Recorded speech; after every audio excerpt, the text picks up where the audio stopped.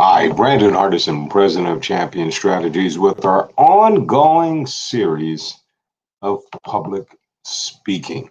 Why? First time teachers in front of a room, tough job. We wish you well. First time supervisor or manager leading other people, that's a tough thing to do if you want to be successful. Or maybe someone has told you, wow, you have a tremendous voice. Why don't you think about public speaking? And when you got into it, COVID hit, and everybody and their brother are in this box fighting for space.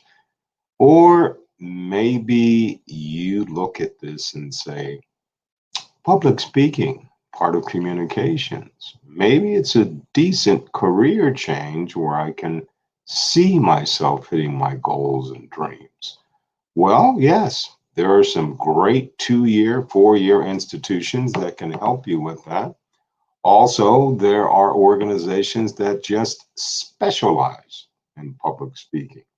It's for a fee, but they can take you on a path where maybe you never thought you had an opportunity to be there. Or maybe you're just one of those people that just peruse through the internet, find content, look at videos, because I want to be a public speaker, but I don't have the money to pay for any of this. So that's why we at Champion Strategies have been doing this workshop, hoping that we can help out some of you, just maybe think or give you some ideas about what to think when it comes to public speaking. So let's get to it for today. Today, I want you to think about trusting yourself, trusting yourself when it comes to public speaking, and really linking it with your lifetime of experiences. We all have it. So I'll say that again. I'm going to trust myself as a public speaker because I have years and years of experience behind me that I always can bring back, and it will help me get through my presentation, my training session, whatever you're there to assist that organization, that nonprofit, that business, that department head member, whatever it may be. Now, it's hard to trust yourself when a speech is near. I myself received a note from a client asking me to present at a last minute.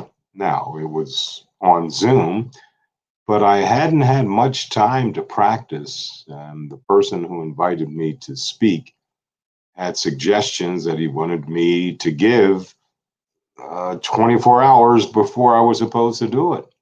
Now, that's some pressure because you got other things going on and you want to help out people and it's the last minute, but you still want to make sure you do it professionally. So here's the question. Boy, do you have any advice for me in this last minute situation? So here's what I responded to the client with. In a sense, dear wonderful client, I hope it will be helpful to realize that what you're going through is very common with your sales team. Most of us feel we're inadequate when it comes to preparation because we fail to practice. And when we don't practice for days, I can promise you, your team will feel inadequate when it's time for them to engage with that decision maker. And many speakers are delivering well meaningful conference organizers with all types of suggestions since we can't be in that space to try to help them out. But, kind sir, here's my advice. I then suggested that my client do some work. One thing I asked them to do because they contacted me just 24 hours before they wanted me to do something. Manage yourself and others. In other words, your number one focus before any speech must be on taking care of yourself. And that's particularly true if you're speaking at a conference. Lack of sleep, too much socialization, fear of not doing the best, being unfamiliar with food and drink in certain cities can throw you off. So, by explaining him to that, saying that relax, since it's virtual, we won't have to deal with that particular situation. Here's the other thing, when dealing with whomever invited you to speak, be respectful. Say things that I will try, remember this is last minute, I will try to incorporate that. Let me see what I can do about including that in the presentation. Don't argue with their requests because that's not going to get you anywhere. Don't point out how stressed and time pinched you are. Just listen, be respectful, and see how you can help them the best. That's the challenge. And then the last thing, trust yourself. Come on now. You're a professional. When you feel off balance before preparation, dig deep. Trust in yourself and the confidence in what you bring to the table. And remember that your talk is composed of things that you may have learned during your lifetime. You always have something to say. Don't get caught up in the things and giving a good speech that's going to depress or put down or not relate to the team members or the audience that's there. Also, give yourself permission to say those interesting things, those little stories, those anecdotes, those sidebars that can fit into this particular situation. And after I emailed the client, he emailed me back and he said, no worries, do what you do best, and we will take care of you because we know what you bring. So I say that to say this: never refuse an opportunity to help out.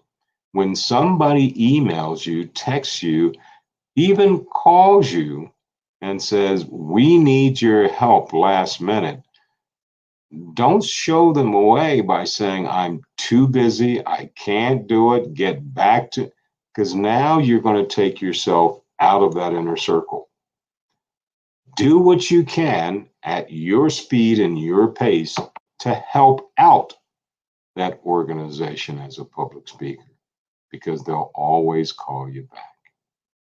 Once again, Brandon Hardison speaking at our public speaking workshop, giving you experienced people a little nugget because we've been down that road before. But for the new people, always keep that in mind. Don't get stressed out. Be a professional, but you got to practice. Once again, as always in parting, you go out and you make